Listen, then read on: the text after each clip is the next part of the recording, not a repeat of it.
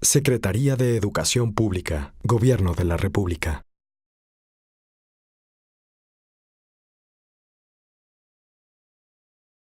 Efectivamente,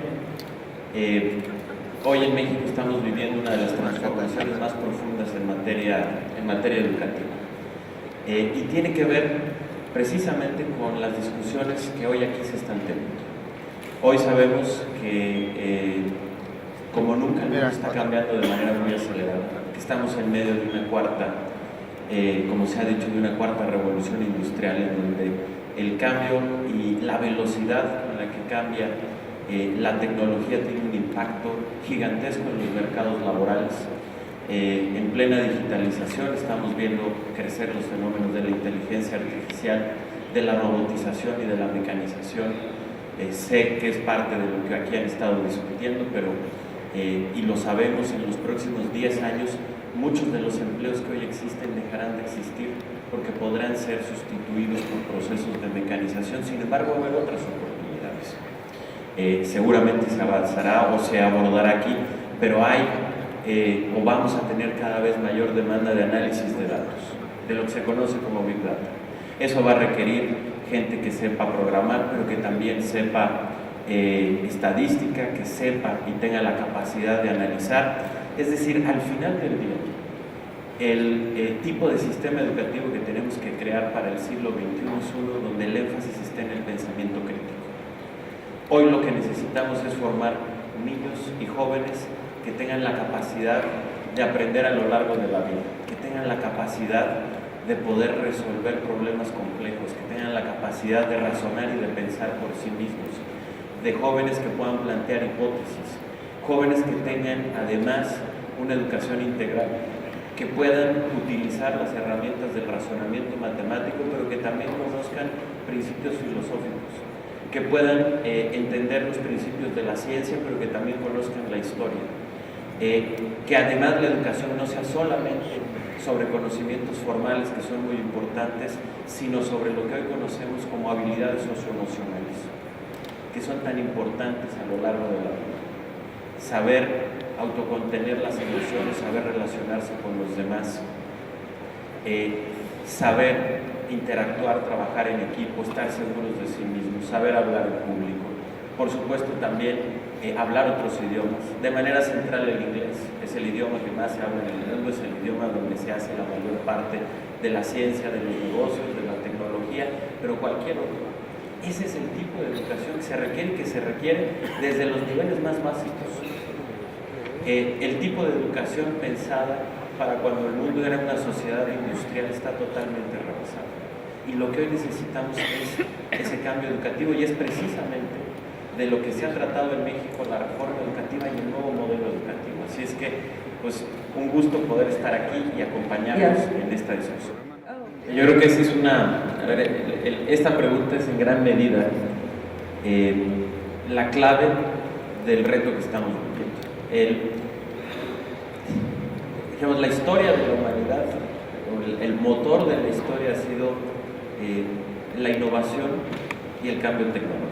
Lo que hoy estamos viviendo no es nuevo en la historia.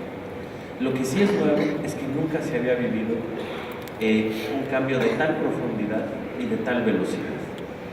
Y uno de los grandes retos es cómo, desde el ámbito primero de la política y después de las instituciones, se puede entender y se puede actuar con la velocidad a la que va el cambio tecnológico, lo que hoy estamos viendo.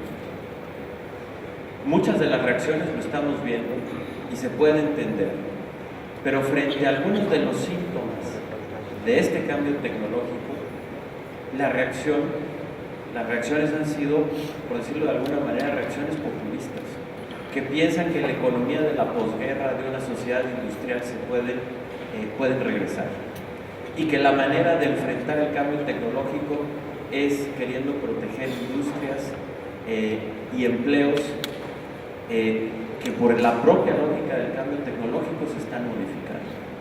Esas reacciones lo único que van a lograr es retrasar aún más la reacción desde las instituciones y desde la política a este cambio tan importante. Y lo estamos viendo. Ejemplos sobre ese tipo de reacciones hay en muchos países, algunos muy cercanos a nosotros. Y es un gran reto, porque esa puede ser el primer instinto, la primera inercia, querer negar el cambio que estamos viviendo, desde el cambio climático hasta el cambio tecnológico, y pensar que lo podemos superar con un discurso populista y encerrándonos, y pensando que podemos regresar a un mundo idealizado anteriormente. Y junto con ese gran reto político, de entender que es al revés, de que lo que necesitamos es acelerar y transformar nuestras propias instituciones, no solo para adaptarse al cambio tecnológico, sino para tomar la mayor ventaja posible de ello. Tenemos que lidiar también con el cambio institucional, que no es fácil. Muchos de ustedes aquí saben y conocen, y permítanme regresar al ejemplo de la reforma educativa que estamos haciendo en México, para lograr lo que sinteticé en mi primera participación muy rápido, poder tener ese modelo educativo, poder desarrollar ese pensamiento crítico, que todo eso suena muy bien. La cantidad de cambios que tenemos que hacer son gigantescos y empiezan por lo institucional y por lo político. Con el sistema educativo que teníamos antes era imposible pensar que podíamos tener en los salones de clases de nuestro país un modelo educativo acorde con el siglo XXI como lo estamos platicando. Y eso empezaba con problemas políticos desde la recuperación de la Rectoría del Estado, la profesionalización de los maestros, cambiar los planes de estudio, y eso toma tiempo, porque las instituciones tienen inercias, las instituciones tienen intereses que se afectan cuando se hacen cambios y hay resistencias. Ustedes saben las resistencias que hemos tenido que sortear y que avanzar en el proceso del cambio de la reforma educativa.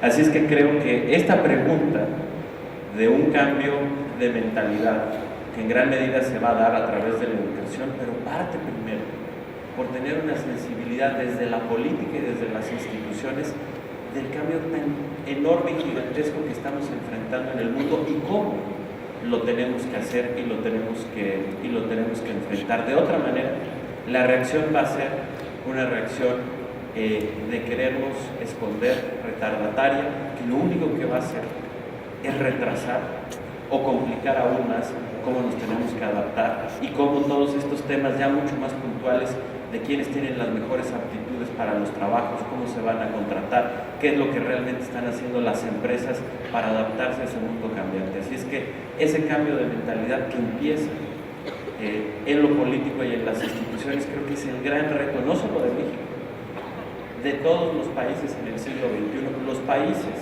que tengan la capacidad para adaptar sus instituciones a este nuevo modelo serán los países que serán más exitosos en el siglo XXI, y los que no lo logren van a tener serios problemas.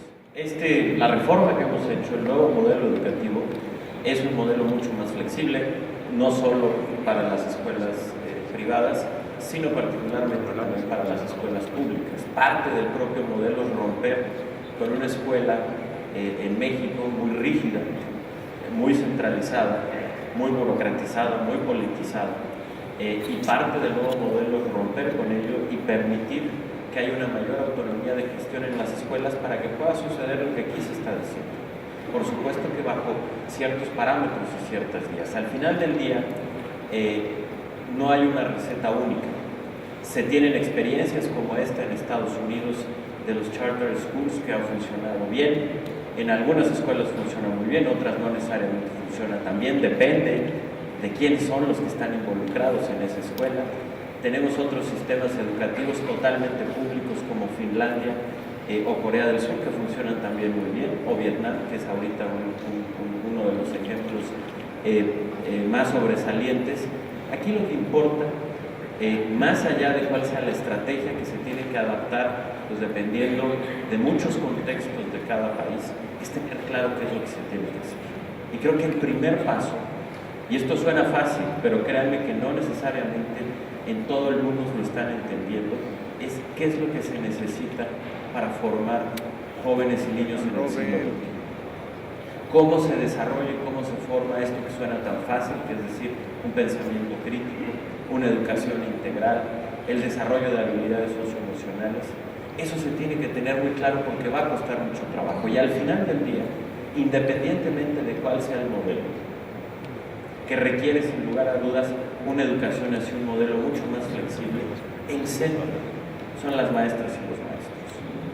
Lo que más importa particularmente desde el nivel básico es el nivel y la capacidad que tengan las maestras y los maestros de ser un facilitador de todos estos conocimientos, incluido la tecnología, que es muy importante, pero la tecnología por sí sola no funciona.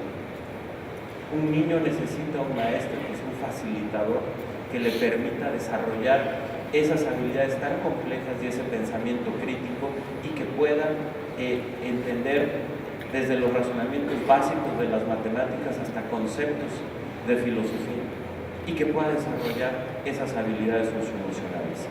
Y de esa manera, el poder tener estos maestros independientemente del sistema es lo que va a permitir el cambio y la transformación. Y por eso, y con esto concluyo, lo que hemos hecho en México ha sido, y el centro de este nuevo modelo, es preparar mejor a los maestros. Por eso es tan importante hablar de evaluaciones, no evaluaciones en donde se evalúa para sacar un resultado, sino evaluaciones que realmente permitan el cambio y la transformación de quienes van a enseñar y a partir de ello generar este cambio. Pues sí, a ver, yo creo que el primer paso, y aquí se ha planteado, es tener una gran conciencia del mundo en el que hoy estamos viviendo. Y de que no es un simple análisis, que el cambio que se está viviendo, el cambio tecnológico, también el cambio climático, es algo que está a la vuelta de la esquina. Y que cada quien, desde su trinchera, desde lo que hace, desde su empresa, desde su comunidad, desde la posición que sea, pueda tener esa claridad para entender y saber cuál es el país que queremos y que necesitamos y que se pueda comunicar. Yo insisto con lo que decía hace un momento, pensar que México va a ser un país como cualquier otro, exitoso, que le va a dar las oportunidades a los niños y a los jóvenes, pensando que podemos seguir haciendo las cosas como hasta ahora, que es posible conservar un mundo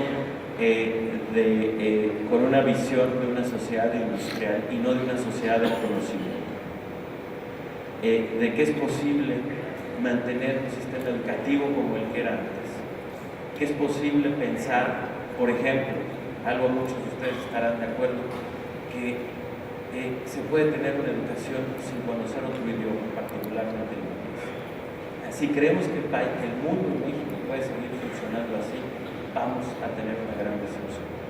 Y los problemas se van a agudizar, y la desigualdad se va a hacer mayor, y la inconformidad se va a hacer todavía mayor. Si queremos tener un país exitoso, tenemos que partir de empezar y de aceptar el mundo que nos tocó vivir para que en esa función podamos actuar. Y creo que cada quien desde su espacio, desde su comunidad, haciendo conciencia sobre lo que tenemos, sobre el reto que tenemos enfrente y de por qué tenemos que actuar como tenemos que actuar. Y de por qué los mensajes que quieren regresar al pasado no son lo que le conviene a México. Esa acción y esa determinación me parece que es un primer paso esencial para poder enfrentar con éxito de verdad. Nos ha tocado vivir en uno de los cambios más profundos de la humanidad. No es normal, somos una generación en muchos aspectos privilegiada, pero que tiene que entender esos grandes retos y empezar, por supuesto, con esa conciencia y con comunicarla para que podamos caminar juntos y de manera exitosa en este camino.